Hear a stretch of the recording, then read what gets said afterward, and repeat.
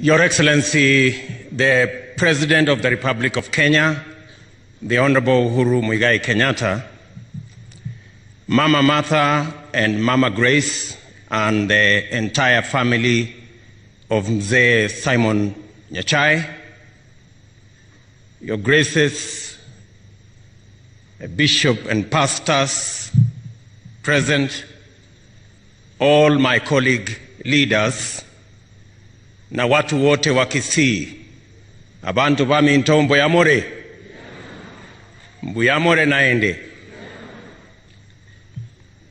Mheshimiwa Rais, mimi nitakuwa mfupi. Kwanza, naleta rambirambi za familia yangu na watoto kwa familia ya mzee baba wetu Simon Nyachae. And as we mourn the departure of Mzee Nyachae, we equally celebrate a great patriotic Kenyan, a consummate administrator and public servant, an astute businessman, a brave and courageous politician, and a loving, strict, but also forgiving father and father figure. Despite the differences in age between me and Mzee Nyachae, as Charles has said, we had a relationship.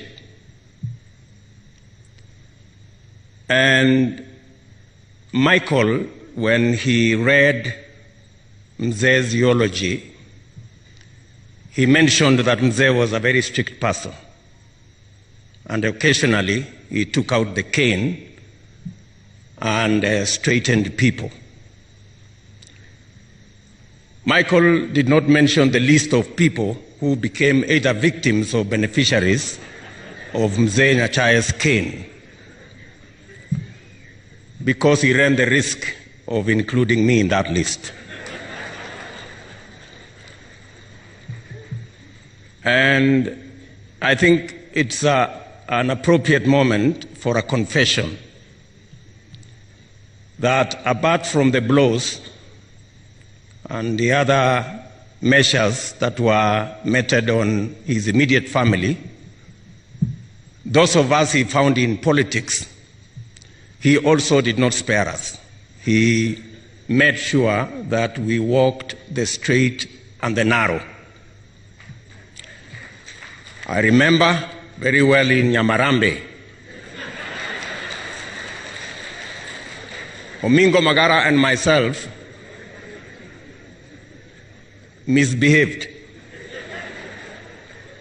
And Michael did not say, because he is actually the person Mzee Nyachae sent to go and collect the cane. Na hapo tulipata kuadhibiwa. But I also say Mzee Nyachae was loving and forgiving. I remember subsequently we looked for him, Omingo and myself, and he was very gracious. He did not tell us to go to the office. He asked us to go home. And Mama Grace here is a witness. And we went and asked for forgiveness from Mzee, and he was a gracious mentor and father.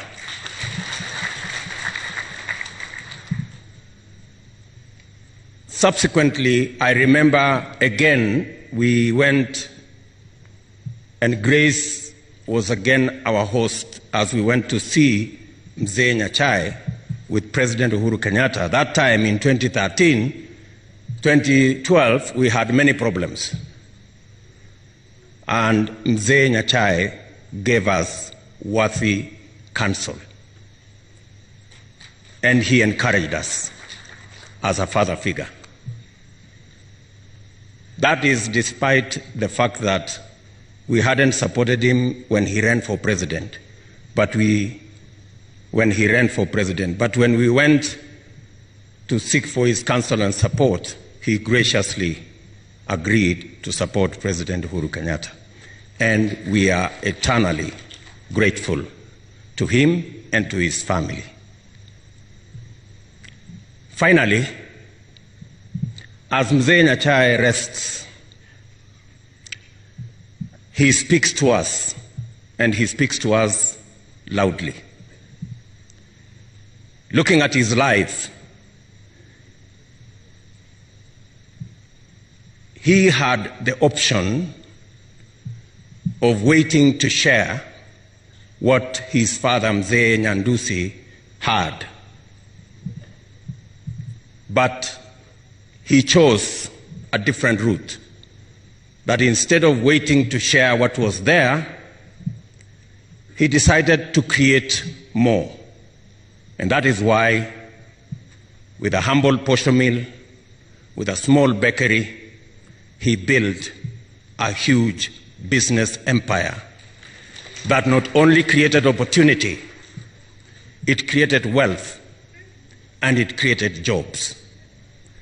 And that is the lesson that Mzee Nyachae in this casket is giving to us as the people of Kenya, that yes, we can wait to share, but it's much more important if we roll up our sleeves, tighten up our belts, pull up our socks, and create.